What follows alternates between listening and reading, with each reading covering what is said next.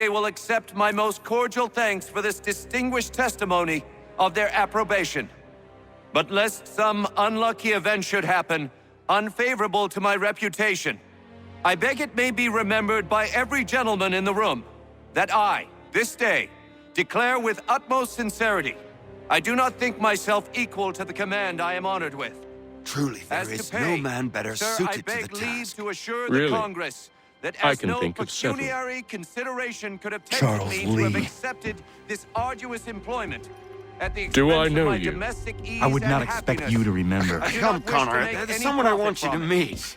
I will keep an exact account of my expenses. Sorry to pull you away Those like I that, doubt but not they will the last discharge, thing we need and that is is the two all of I you desire. coming to blows. Now, Connor, allow me to introduce you to our newly appointed Commander-in-Chief, George Washington. Ah, so you're the one who saved Sam and John at Lexington. It was the Patriots who did that. I merely lent support. As humble as he is brave, we could use more men like you. I'm sorry, but if you'll excuse me, I should attend to Charles over there. He looks none too happy about being passed over for command. It was good to meet you, Connor.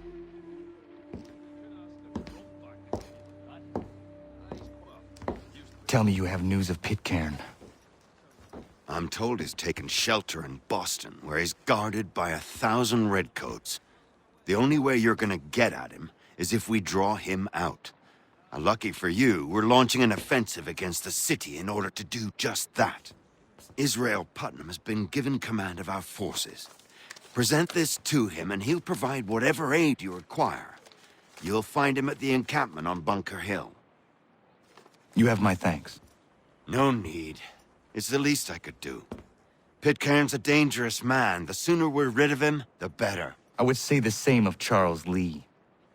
Now that's an altogether different beast. Let us leave it for another day. Best you head to Boston, Connor.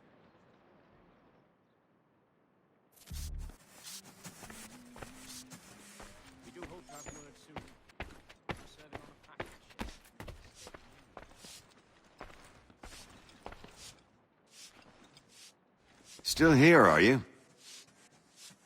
I was just wondering, what happens now? There's quite a lot to do. Commander Washington must determine when and where we'll strike next. And we need to get to work on our message. Message? We must contact the broadsheets at once. Ensure it's clear to everyone that it was the Loyalists who fired first in Lexington. But no one knows who fired first. Which is exactly why we must spread the news quickly. We'll determine public opinion. This seems dishonest. Perhaps, but so what? People must believe we acted in self-defense, else we've committed treason. But you have. Better to bow and scrape before a tyrant, then? Is that what you suggest? No, of course not. No one should be denied freedom. And yet, to change the truth, it seems a dangerous road to travel. Understand, Connor. This is a war fought not just on the battlefield, but within hearts and minds as well. There's nothing wrong with a bit of theater, especially if it saves lives.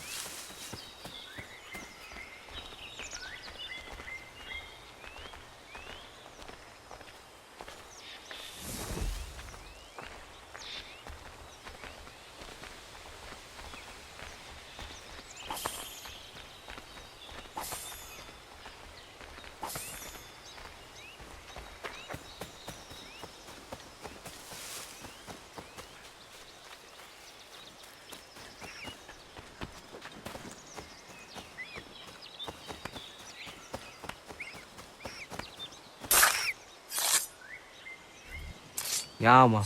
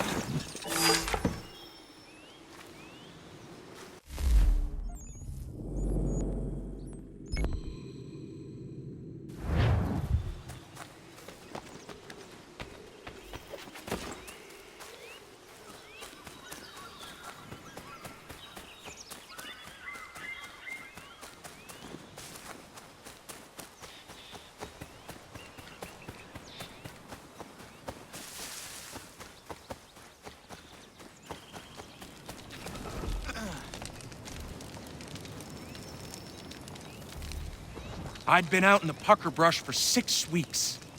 Game was scarce in the area, and my belly needed filling, so I broke for the coast and some crab or lobster from the tide pools. That's when I saw it. A lighthouse said to have been abandoned years ago, but there it was, fires a-burning. Then the sound happened. A moaning in the wind. My heart crept up my throat so high I could taste it. Just then, a 10-point buck startled, and I took after it. Got the buck, but never went back to that lighthouse. Spirits in there, I wager, and I'd challenge any man to set foot inside. You're heading up that way? Beaches up there are teeming with crab. Nobody goes there on account of the lighthouse. I figure so long as I keep away from it, no reason for those troubled souls to bother me.